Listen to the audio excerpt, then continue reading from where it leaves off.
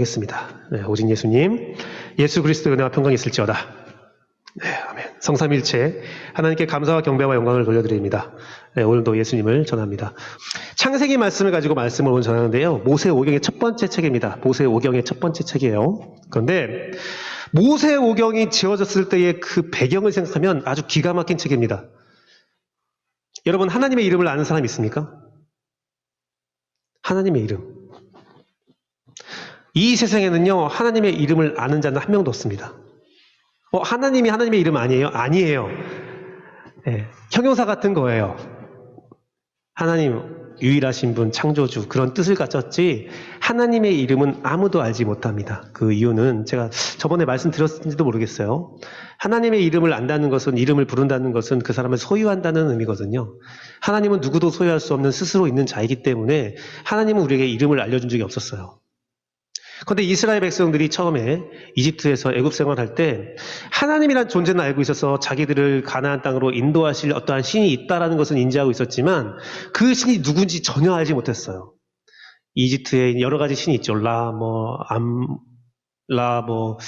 갑자기 세비투스 여러 가지 신들이 있는데 제가 알지 못하는 여러 가지 신들이 있지만 그 신들 이름처럼 하나님도 이름이 있을 거야 라는 생각은 했겠죠. 근데 그게 누구인지 어떤 존재인지 전혀 모르고 있었어요.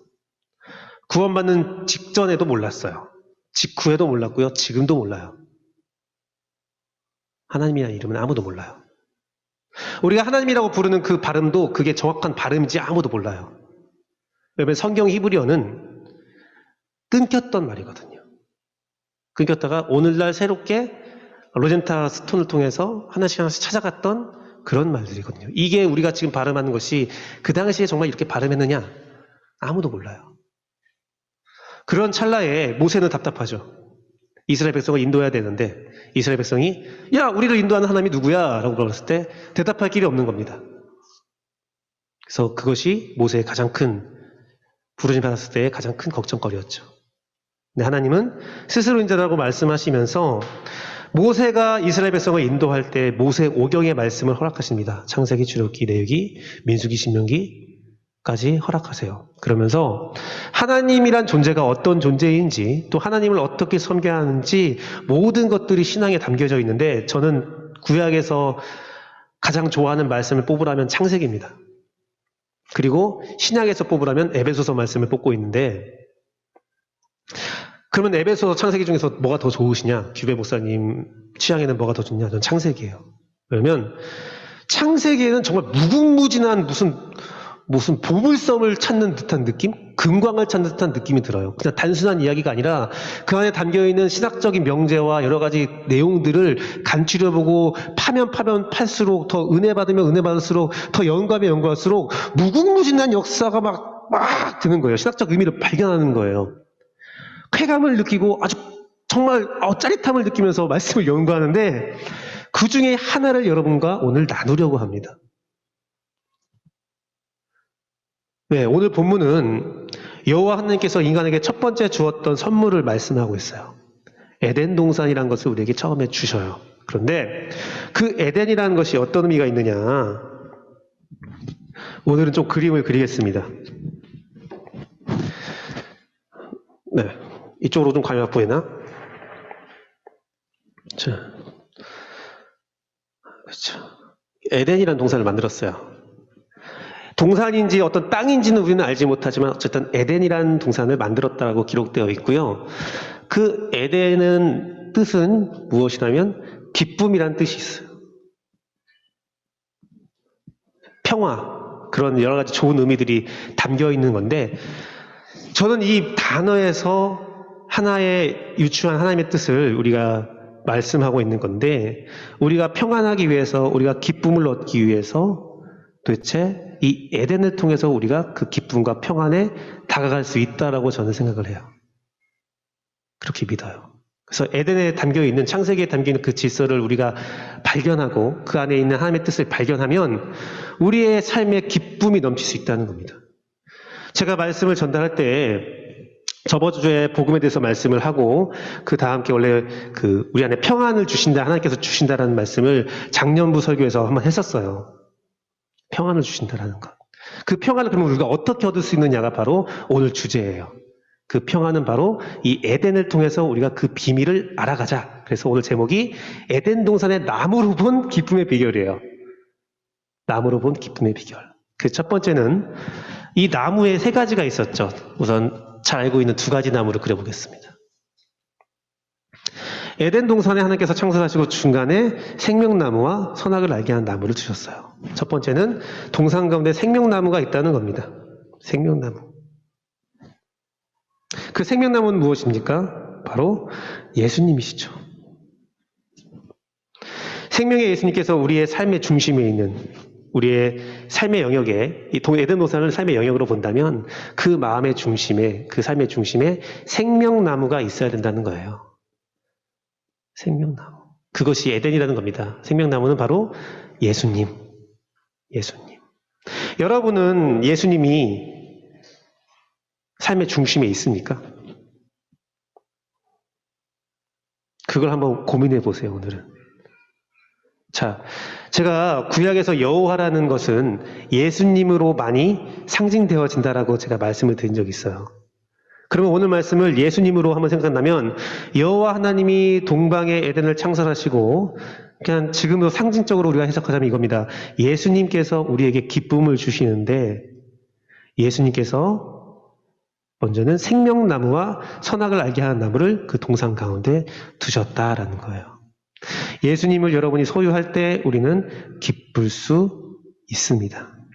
그 생명나무에 있다의 생명은 하이라는 히브리어인데 살아있다는 뜻이에요. 살아있는 나무, 생존해 있는 나무라는 뜻인데 예수님을 보면 여러 가지 명제가 있고 예수님에 대한 은혜가 있지만 가장 중요한 것은 예수님께서 우리에게 생명을 주신다는 내용이에요.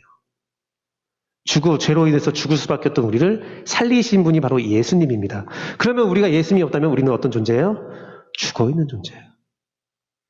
성경 말씀은 아주 기가 막힌 명제를 우리에게 제시하고 있는데 우리가 예수님 믿으면 죽어도 살고 믿지 않으면 살아도 죽은 거다라는 명제를 우리에게 내리고 있어요. 우리의 생명은 살아 숨쉬는 게 생명이 아니라 우리의 생명의 근원은 예수님이라고. 예수님. 그래서 예수님은 이런 말씀을 하셨습니다. 요한복음 14장 5절 말씀 같이 읽어볼게요. 둘, 셋. 예수님께서 이르시되 내가 곧 길이요 진리요 생명이니 나로 말미암지 않고는 아버지께로 올 자가 없느니라.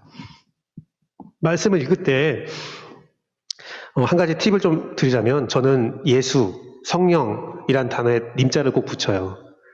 인격체시거든요. 그래서 예수님, 성령님 하고 읽는데 다시 한번 읽어볼까요? 둘, 셋. 예수님께서 이르시되 내가 곧 길이요 진리요 생명이니. 예수님 스스로가 내가 길이고 진리고 생명이다라고 말씀하셨어요. 예수님은 생명이에요. 요한복음 20장 31절 말씀 같이 읽어볼게요. 둘, 셋. 오직 이것을 기록함은 너희로 예수님께서 하나님의 아들 그리스도이심을 믿게 하려 하며 또 너희로 믿고 그 이름을 힘입어 생명을 얻게 하려 합니다. 요한복음 저자가 요한복음을 쓴 이유에 대해서 말하고 있어요. 저자의 목적이죠. 나는 너희가 예수님을 믿고 생명을 얻었으면 좋겠어요. 예수님 믿는 것, 예수님을 전하는 것은 생명을 주고자 함이라는 겁니다. 우리의 예수님의 핵심은 생명이 있어요, 생명. 요한계시록 7장 17절 말씀을 함께 보겠습니다. 둘, 셋. 이는 보좌 가운데 계신 어린 양이 그들의 목자가 되사 생명수 샘으로 인도하시고 하나님께서 그들의 눈에서 모든 눈물을 씻어 주실 것입니다. 생명수. 예수님은 우리를 생명수 가운데로 인도하신다고 약속하셨어요. 예수님은 생명입니다. 그 생명이신 예수님이 우리 가운데 있어야 우리는 기쁠 수 있다는 겁니다. 놀라운 제가 그 한 가지 말씀을 드리는데 이스라엘 와이즈만 과학연구소에서 연구한 건데요. 사람의 몸이 하루에 3,300억 개, 3,300억이에요. 3,300억 개의 세포가 새로 만들어지고 사라진대요. 지금 내가 여기 있잖아요. 근데 내가 하루에 내 몸에서 세포들이 3,300억 개가 사라졌다가 다시 생성되고 있는 거예요. 그러면 1초에 얼마냐? 초당 380만 개랍니다. 1초당 380만 개의 세포가 살아났다가 새로 만들어지는데 그 대부분은 혈액이래요. 86%가 혈액인데 어쩌면 사도 바울이 말했던 나는 매일 죽노라. 그것들이 우리의 창조 질서 가운데서 이루어지고 있는 거죠. 피는 항상 죽어요. 우리의 생명을 살게 하는 피는 그 피는 항상 죽었다가 심장이 뛸 때마다 죽고 살고 죽고 살고 하는 거예요. 피는 그래요. 우리는 늘 새로운 몸이에요. 우리는 늘 새로운 생명이에요. 이 말씀을 들은 이유가 무엇이냐면 우리 심장 가운데 예수 그리스도를 우리의 마음의 중심에 둔다면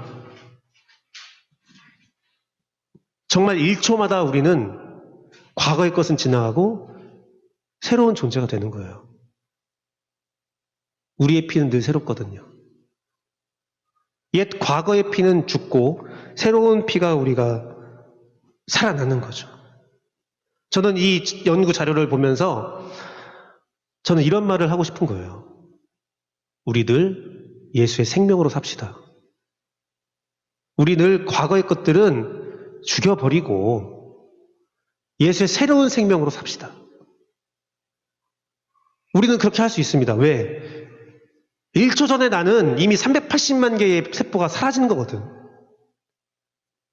피는 다 죽고 있거든. 하루하루 나는 3,300억 개의 새로운 세포가 생성되는 생명 있는 존재거든요. 하나님은 그렇게 창조했거든요, 나를. 과거의 것은 묻지 않기로 창조된 거예요. 인간을 창조한 질서 자체가 하나님은 과거에 나는 다 죽고 새로운 생명으로 늘 살아갈 수 있도록 창조하신 겁니다. 근데 중요한 것은 그 새로운 생명이 예수 안에서 살아야 된다는 거예요. 예수 안에서. 예수께서 주신 생명이 있어야 우리에게 기쁨이 있어요. 내 기쁨을 좀 바꿔보세요. 예수님께서 주신 생명으로 산다는 것이 저는 지금 여러분들에게 예수님의 생명으로 살아라라는 말이 어떤 사명, 어떤 목적을 이루라고 말씀드린 게 아니에요. 저는 여러분에게 일상의 새 생명을 부여하라는 겁니다. 일생의 새 생명을 부여하라는 거예요. 사실 이 말씀에 대해서 그 학생부에서 먼저 나눴을 때에 제가 아이들에게 이런 말을 했어요. 우리가 바라보는 모든 것들은 늘 새롭다. 예수님의 시선으로 볼 때 우리가 바라보는 일상적인 아침의 햇살이 달라질 수 있다는 거예요. 내가 새로운 생명이라면 오늘 내가 아침에 만난 아버지와 저녁에 만난 아버지, 아침에 만난 어머니와 저녁에 만난 어머니가 달라질 수 있어요. 다른 관점으로, 다른 느낌으로 내가 받아들일 수 있어요. 하루하루 살아가는 그 일상의 발걸음이, 늘 쳇바퀴 도는 그 일상의 발걸음이, 매일 똑같은 그 반복되는 그 일상이 새로워질 수 있어요. 새로운 생명으로 충만할 수 있습니다. 그게 기독교의 비밀이에요. 어떤 사명을 감당해서? 아니요. 어떤 귀한 일을 내가 해서? 아니요. 우리는 이미 그렇게 창조된 존재예요. 여러분이 만나보는 처음 예배 때 서서 찬양했던 몇 초가 지났을까요? 그 무수한 초에서 380에다가 그 소를 곱해보세요. 전 이미 새로운 김규배입니다. 늘 새로울 수 있어요. 그래서 학생들하고 뭐 했냐면 이건 청년부도 한번 했으면 좋겠어요. 이런 미션은. 미션 했더니 우리 미션을 아무도 안 하고 있어서 안타까운데 학생들이 뭘 했냐면 매일매일 봤던 것을 찍으라고 했어요. 내가 아침에 봤던 길거리, 또 사물들 막 찍으라고 했어요. 찍어서 공유하라고 했어요. 너의 삶은 무엇인가 궁금하기도 했고 하지만 취지는 뭐였냐면 그 매일 보는 그 풍경들이 오늘은 새로울 수 있다는 거예요. 내가 아침에 일어난 똑같은 햇살, 똑같은 시간 하지만 엄연히 다른 거예요. 여러분이 그러한 삶을 누렸으면 좋겠어요.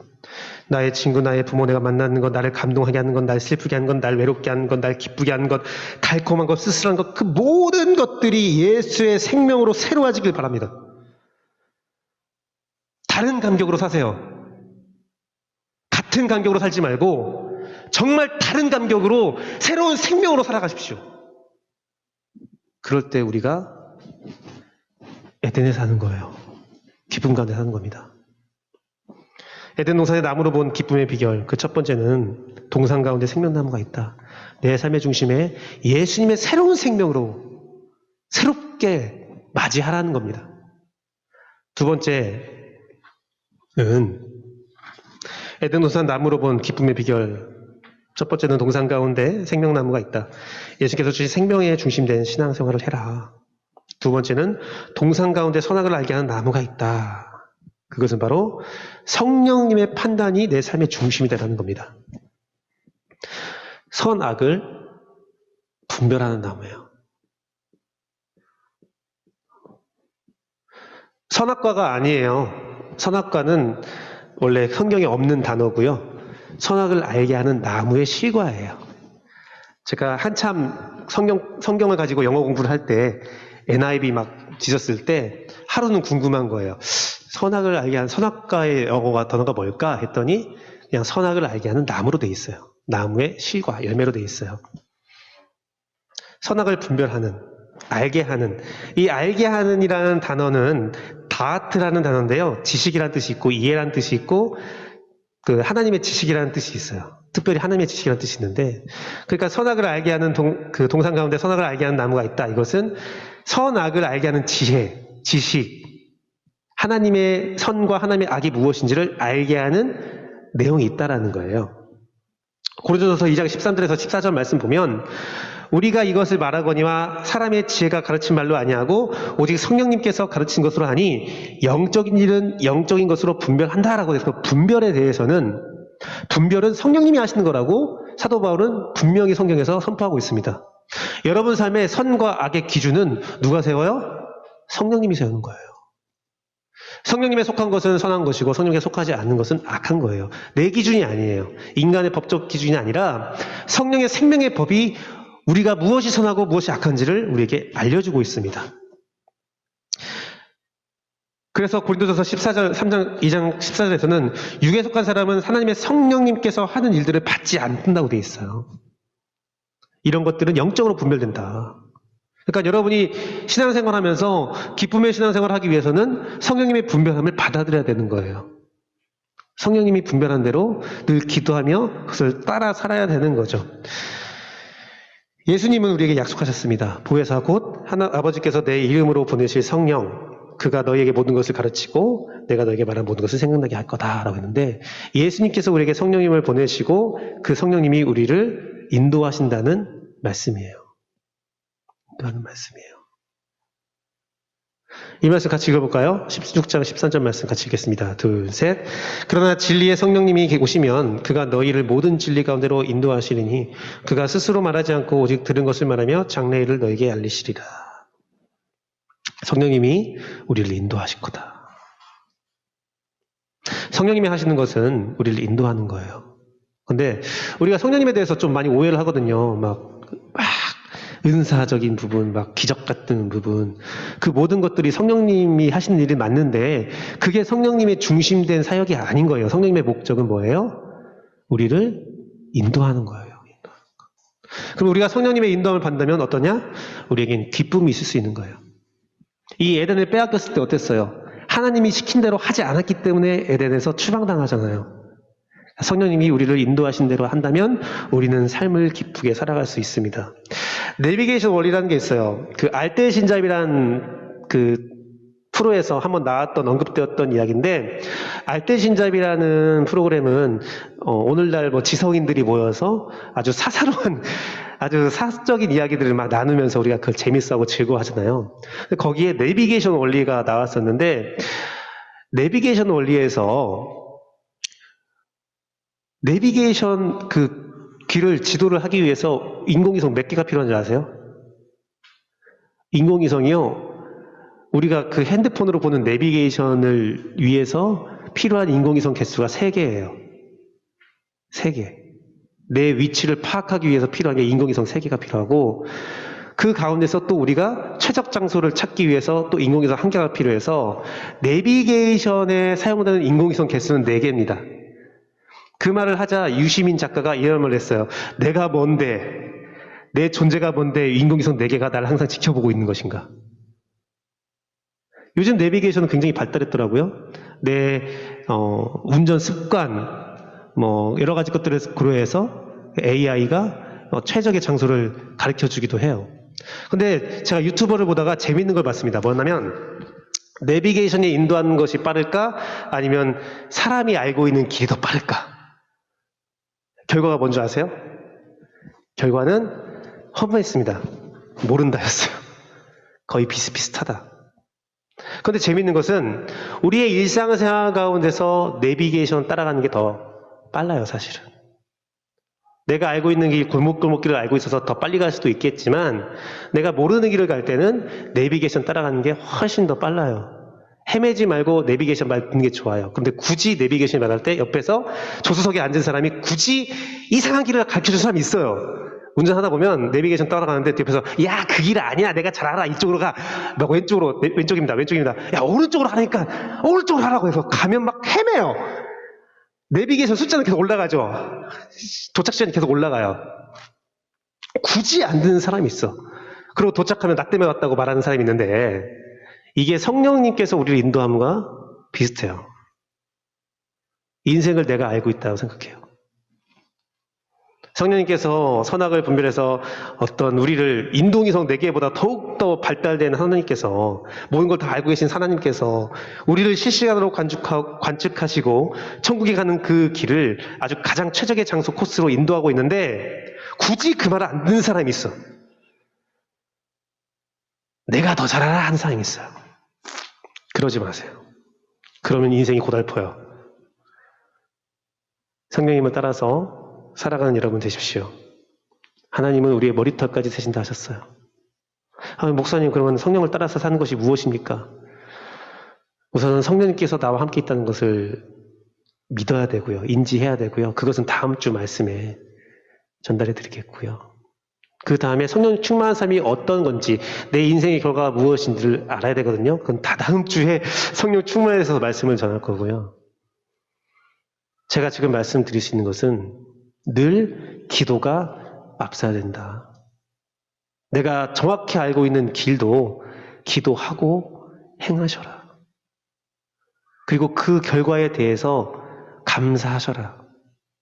이건 뻔한 결과예요. 그렇게 말하지 말고 어떤 결과든 하나님께 감사하며 예배하고 그 감사를 하나님께 입술로 고백해라.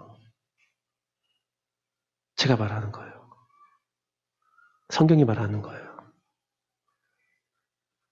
구체적인 발들은 제가 할 수 없어요. 드릴 수가 없죠. 제가 모르니까. 하지만 여러분 스스로는 잘 알고 있어요. 또 여러분 스스로는 그 길을 찾을 수 있습니다. 내가 지금 무엇을 해야 될까? 내가 어떻게 행동해야 될까? 어떤 말을 해야 될까? 기도하십시오. 그리고 말씀 가운데서 찾으십시오. 그리고 그걸 확신하시고 나아가십시오. 그 가운데 삐떡대기도 하고 넘어지기도 할 수 있겠지만 낙심하지 말고 걸어가십시오. 내 삶에 성령님의 분별하심의 지혜를 세우신다면 그 삶은 분명히 기쁨이 있습니다. 에덴 동산 나무로 본 기쁨의 비결, 첫 번째는 동산 가운데 생명나무가 있어요. 예수님을 내 삶의 중심으로 여기세요. 두 번째는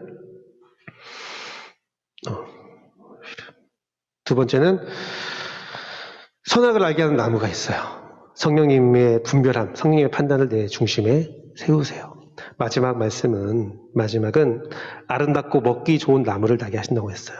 9절 말씀 보니까 이 에덴 동산에는 단순히 생명나무와 선악을 알게 하는 나무만 있는 것이 아니라 정말 각종 보시기에 아름답고 먹기 좋은 나무들이 막 있다는 거예요. 여러 나무들이 있는 거예요. 먹고 살 수 있는 아름다운 나무들이 많이 있었어요. 열매를 맺는 나무들이 있어요. 그것은 무엇이냐? 하나님께서 주신 열매가 있어야 되는 거예요.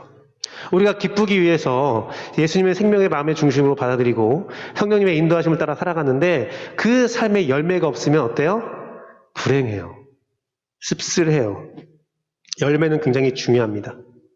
여기서 오늘 말씀에서 여호와 하나님께서 그 땅에 보기에 아름답고 먹기 좋은 나무가 나게 하셨다 해서 좋은이라는 뜻은 토브라는 거에서 어떤 뜻이 있냐면 선한, 즐거운, 번영이라는 뜻이 있어요. 그러니까 하나님께서, 예수님께서 여러분에게 선한 열매들을 맺게 하시고, 즐거움의 열매를 맺게 하시고, 번영의 열매를 맺게 하시는데, 중요한 게 있는데 그 열매로 우리의 신앙은 평가받게 된다고 또 말씀하셨어요. 마태복음 7장 19절 21절 말씀 같이 읽어볼게요. 아름다운 열매를 맺지 아니하는 나무마다 찍혀 불에 던지느니라. 같이 읽겠습니다. 둘, 셋. 이러므로 그들의 열매로 그들을 알리라.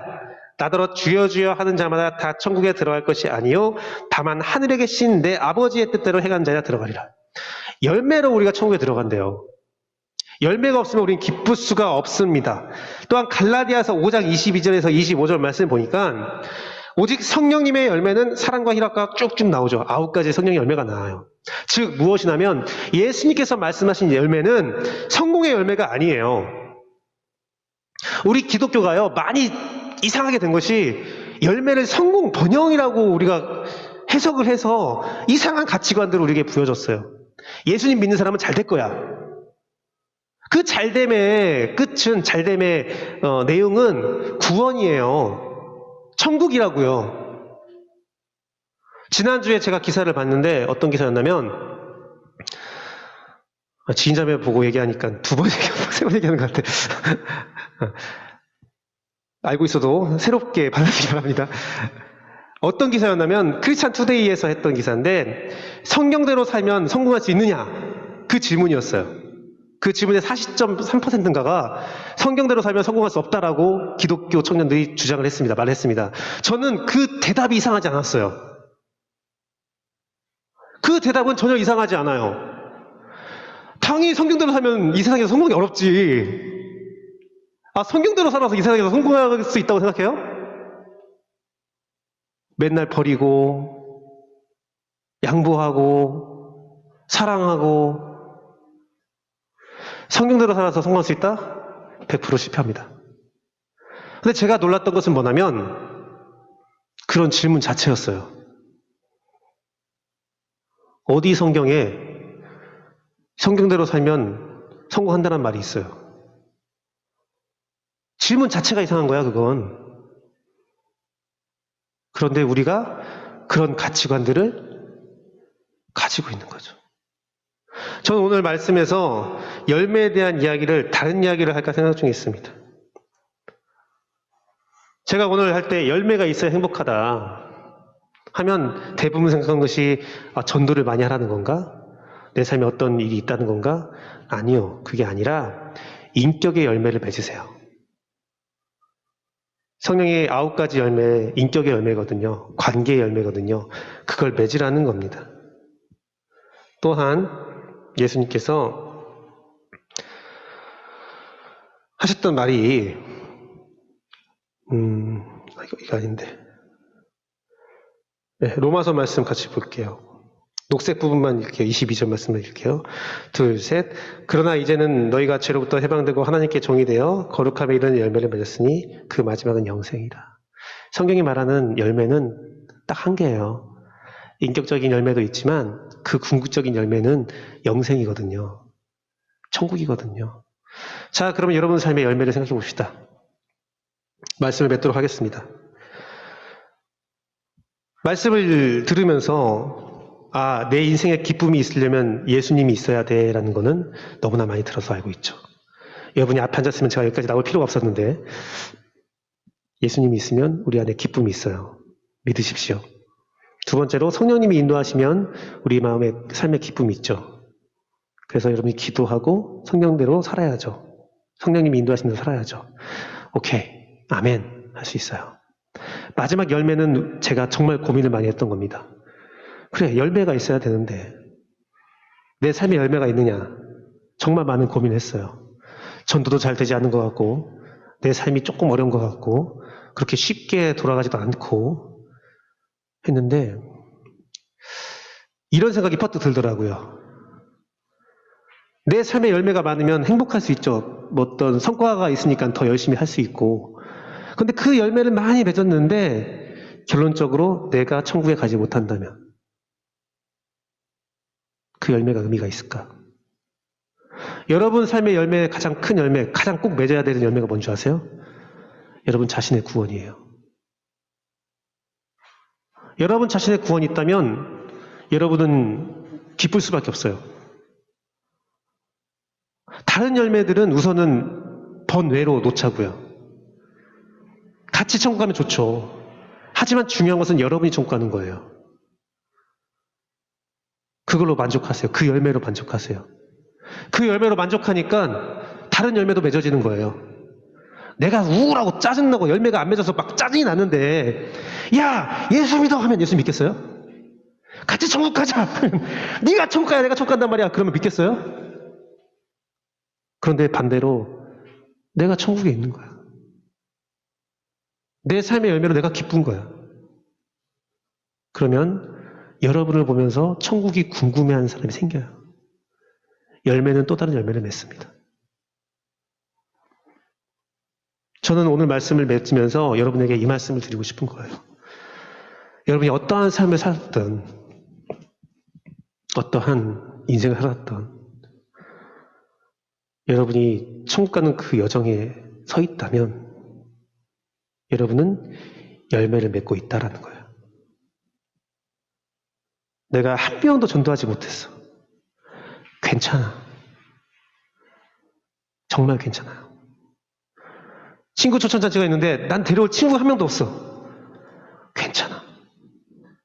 괜찮아. 청년부 예배를 드리는데 맨날 이수야. 괜찮아. 괜찮다고요. 중요한 것은 내가 천국 가는 거야. 내가 천국 가는 거야. 여러분 자신을 깎지 마세요. 여러분 자신을 갈아넣지 마세요. 하나님은 주식회사가 아니거든요. 하나님이 중요한 것은 여러분이 기쁜 거예요. 그래서 여호와 하나님이 처음에 준 선물이 기쁨이라는 선물이라는 거예요. 제발 생명이신 예수님 믿고 제발 성령님의 인도함 받고 제발